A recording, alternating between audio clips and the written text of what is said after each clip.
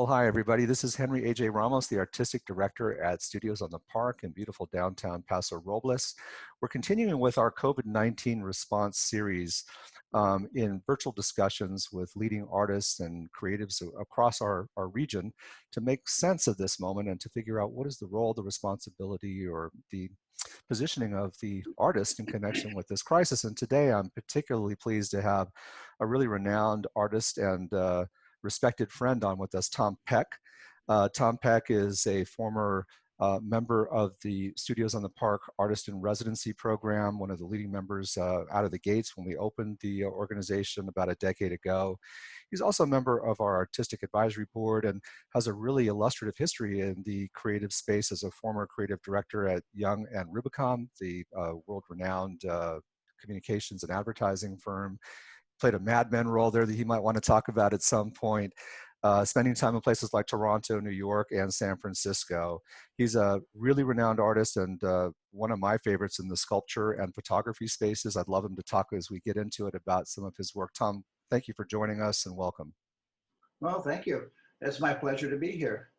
Yeah, I think you have some interesting and unique insights potentially to share with us. Like me, you spent a lot of time in New York City over the course of your journey, and I lived in New York during the 9/11 period, and I think you might have as well. Is that correct? I was living in Mill Valley at the time, but Okay. I still had connections because my wife's family was living there at the time. There you go. So I knew that you had some roots there, and obviously this is even probably something that's bigger than 9/11, if that's possible to believe. But you've seen this movie before. What is your kind of sense of how this moment is affecting your creative point of view and your plans as an artist? What's the direct effect on your production and your thinking as a creative person? Well, that's a good question.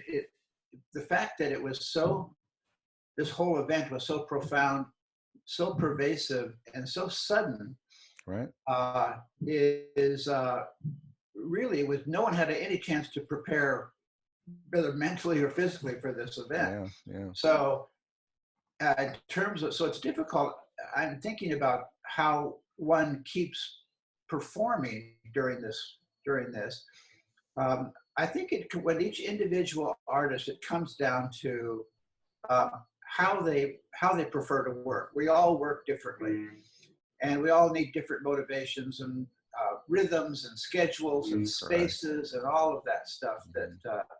So I think what I found myself doing is I try to compartmentalize this whole thing as much as possible. Interesting. So I will take, like, not only do I have, my wife is now home and my son is now out of school, and her two extremely elderly parents are living with us. Wow. So now suddenly it's a whole new ballgame. It's got all kinds of implications given their vulnerabilities. Try to keep all of that, everybody sane and healthy.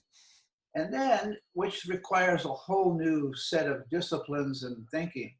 Mm-hmm. And then on top of it, you say, well, how am I going to focus on any artwork with all this stuff swirling around at the same time? And all of us artists are going through that same process, I'm sure.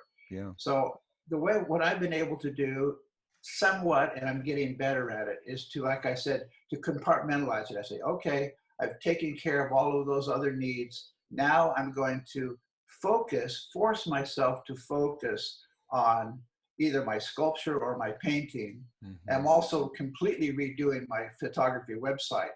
So I sort of see this as free time. All my deadline, I have several shows scheduled. They're now, those deadlines are all pushed back. They're all in suspense now, yeah. So now I see this as kind of free time. Like, okay, I can take on some of these projects that I've been putting off for a while. What a great outlook. Yeah. Seeing it as an opportunity, essentially. Yeah. But as far as keeping going with like, say, for example, the sculpture, it does take some sort of like forced focusing on, like, okay, I need to push this other stuff aside for an hour or two. Mm-hmm. Not like I have to have a whole day of it or a week, Right. Just push it back for an hour or two and march forward a little bit. Interesting. So kind of routinizing discipline and kind of forcing yourself to overcome the natural sort of sense that we're all in right now of uncertainty, and just pushing through and trying to create space that's apart from this moment so that you can continue to make progress. Right, exactly. And that does take, it takes some discipline, and it does take some focus, because before we just were able to, we were all in a rhythm, Yes. and like, okay, from this time we went to work and this is what we did. Now it's different. So I think Yeah. it takes a little bit more structure that's has to sort of done on purpose. That's really helpful. And what about the impact of it, if any, on your content and the kind of actual works that you're contemplating producing? Does this moment have an impact on that? Or are you pretty much proceeding with plans that you already had at extant before this crisis entered the scene? I'm pretty much proceeding with plans that I Interesting. already had. Hmm. And I honestly don't know, I don't know what would come as a result of this sort of chaos and Yeah. tragedy and Yeah. you name it. Yeah. How would that manifest itself in a sculpture? I mean, I could, if I was Hmm. assigned to do that, I could probably do that. Hmm. But I find myself wanting to just, I had thoughts in mind, things I wanted to pursue, ideas I wanted to push forward. So I'm going to continue on with those, and we'll see how long this goes, Yeah. um, and maybe it will manifest itself in in the work somehow. But so far, it has not. Interesting. Do you feel, Tom, that the artist community, the artistic community writ large, has any special responsibility to be unifying in a moment like this, to be using our talents and our points of view as a creative community to be part of the healing process? Is there a role for us in that connection? Or do you think that's just imposing too much at an already difficult time on people that are struggling to just make their way through? Uh, that's a good question. I have a sense that one of the one of the one of the upshots of this whole chaos and this whole thing is it's sort of been a sobering up moment for America. It's like, okay, all this nonsense, everybody like, okay, now we're getting down to the nitty gritty, the Hmm. simple things that matter, Hmm. uh, keeping yourself and others alive as a starting point. Yeah. And then, so a lot of other stuff has kind of fallen away as being that used to be essential. Now Hmm. it's no longer essential. Hmm. And my question is, where does art fall in that? So, Good how question. essential is art? When you look down, like, okay, I need to stock up on some water and some beans, and I got to make sure that I have some toilet paper, Yeah. and, art's way down the list in Hmm. terms of what we need right now in this sort of Hmm. survival kit. Yeah. So, to that question, I'm not sure where art falls in terms of the importance or the relevance at this time. Hmm. Now, on the other hand, given all of this that's going on, something like art is more valuable probably than ever. It's needed more than ever, Hmm. just in terms of another point of view, something that's not Hmm. life threatening Right. that you can turn to. Yeah. So it does have a role. It does have a role. I'm just not sure how one accesses this art at this time, because Yeah. nobody can go out. Hmm. There Hmm. are no galleries. There are no, Hmm. so everything's going to be online Yeah. somehow. That's what's happening. And so, okay. And people out of necessity are becoming more comfortable using online access to stuff. So I would say that the somehow, and we can talk about this in terms of just how maybe studios on the park specifically can help with that. Hmm. But Hmm. um, but I think it's going to be number one. Artists have to keep making art. They can't get bogged So down. They true. can't get freaked out. They can't get depressed. Somehow they have to keep going, and maybe Hmm. that's where that discipline might come in to say, Right. okay, Right. I got stuff going on, but I'm going to carve out a couple hours every day and try and do Right. my thing no matter what it is. Right. So that's one thing, that they have to keep making art, but then how do they share what they make with these people who can't come to them and who can't go Mm-hmm. out anywhere. Mm-hmm.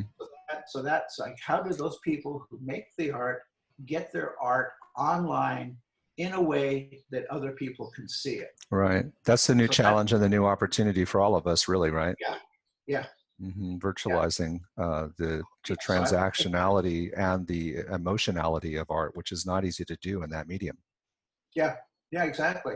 And you Yeah. know, everybody has varying degrees of competence and interest in the technology of, Mm-hmm. you Mm-hmm. know, showing their work and so Yeah. forth. Yeah. Uh, so that's going to be the challenge. Interesting. Do you think maybe this takes you out of the realm of your comfort zone, but feel free to comment if you have thoughts. I mean, I wonder if down the line, the role of the arts community can be more robust in the economic recovery as we think about ways to create more local opportunities for money to flow through our economies. Arts and culture, it seems, could and should be a potential part of the rebuild design, since so much of that resourcing encourages things that, you know, kind of build social capital within communities, engage people in problem solving and relationship building. I'm wondering if that's too pie in the sky or whether you think some of that might actually be true.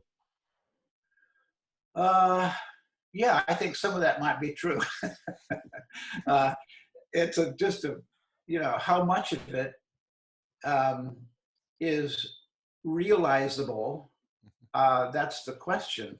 Um, and you know, I'm just not much of an expert in that. You know, Right. it would be how, certainly it could have a role, but to me, there's a lot of, you know, uh, other than just doing the art, when you get into that area, then you're talking about sharing the art and bringing people in and having them interact and having them get interested. And Exactly. that's a whole Yeah. new ballgame as Yeah. far as mobilizing the whole thing. And We're clearly uh, not there yet, you know, in terms of yeah, our readiness, right?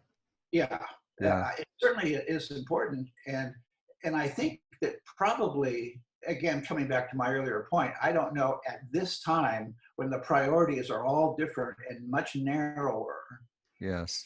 this is probably not the time to do that, because you just can't be out there Too much uncertainty and too much spreading danger. it around. Yeah, There's no, you don't have the means of the spreading really. exactly.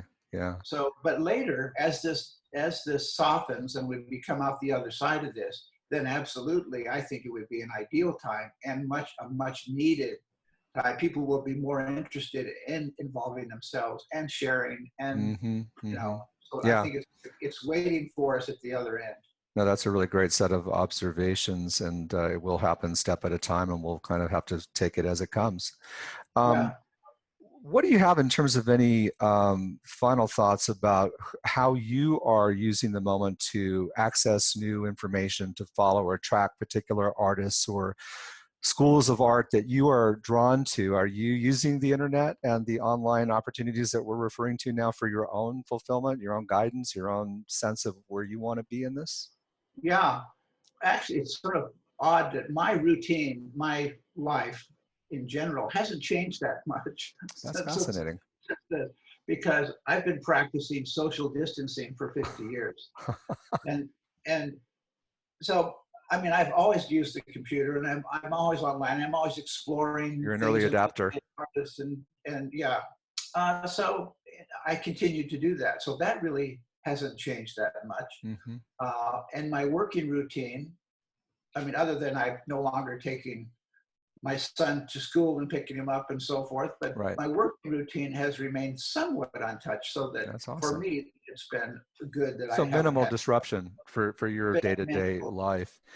Yeah, But are you, just to close the thought on this, in terms of how you might be learning from others, are you following any particular institutions in the cultural space or any particular artists that you find are generating really interesting and useful reporting, as we are all referring to digital platforms now to express our point of view? yeah, I do. I look at, there's a couple of sites, one like Artsy, and there's some ones like that That's a that good one. uh, and I'm always looking at them, and they're always bringing up that thing I sent you. I believe might have come from Artsy. Yeah. Um, uh, so yeah, I'm looking at all the new work, and I'm always, you know, when I say, oh, here's the top 10 hot new artists that you have to pay attention to, like, I'm thinking, okay, we'll see about that. So I'll check them out. And so I do on a regular basis. And That's great. I, it also, I always sort of like to see, because I try to keep myself, I mean, how do I not get complacent myself as an artist? How do Yeah, I keep that's a huge pushing? How question. do I keep the edge going? Hmm. And so I always, by looking at all these other artists who do what I do and those who do things differently, I always sort of compare, like, okay, that looks really interesting. That's cool. That's fresh. That's new. How is that different from what I'm doing? And so yeah, so I always do that kind of, it's That's kind of great. nuts, but Great side by uh, side. Yeah. I do like to just keep that comparison going so that I don't get complacent or just get lazy. Yeah, no, that's really great food for thought for everybody. Finally, Tom, where can people find your art? I know you're on Facebook, but not everybody is. Do you have a website or another Yeah. referral link? Tell us I where we can find you. Yes, my painting and sculpture website is premeditatedart.com. And my photography website is premeditatedshootings.com. And by the way, when I did my photography website 10 years ago, um, and I liked the name Premeditated Shootings, and It's very it was provocative. so then I found some years later that in some cases it was blocked. People couldn't Yeah, access it yeah, because, especially in the sensitive moments when we were seeing a yeah, lot of oh street God, I never violence thought with of gun that. violence and But such. Yeah, but you know that series, I would really urge people to take a look at that along with the other content that you shared because it's really Warholian in a sense. I mean, I remember the car crash photography series that Andy Warhol did early in his yeah, career, and I'm not saying that you're riffing in that direction necessarily consciously, but it is very reminiscent of that in terms of both the shock value as well as almost the humor that it creates in you almost as a coping mechanism to sort yeah, of address the visual image that you're seeing. You know, yeah. it's a powerful piece of work that I think people should direct themselves to. Oh, that was that self-portrait. Yeah, but I have these different categories within the photography. Actually, Right. when I was in advertising, uh, I wasn't able to paint because there was advertising was just crazy, and you never have any time. So I never Mhm. had time to follow through and take ideas to fruition. So I had to Mhm. have little short bursts of creativity, and I found that photography allows you to do that. You could go out, shoot, Right. use all the disciplines of light and color and composition, Mhm. and do it Mhm. quickly. Yeah. So I did photography for many years while I was in advertising. So Wow. I have this, different categories. There's Western stuff, It's there's fabulous. landscapes and so forth. But Yeah. anyway, that's You know, premeditated shootings, and then the premeditated art super. is the other one. Super. Yeah, your range is really unusual in terms of the modalities within which you work, the points of view that you're bringing to each of them, and I really urge people to check out those references in terms of your bodies of work. And I want to thank you profoundly, Tom, for making the time at a difficult time for all of us to spend a few minutes online with us here, sharing your wisdoms. Tom Peck, a great friend of Studios on the Park, a very talented artist and a leader as a thought leader in the arts space. Thanks for joining us. More to come soon. Thanks for staying with us on this series. Henry A.J. Ramos signing off from Studios on the Park with much gratitude.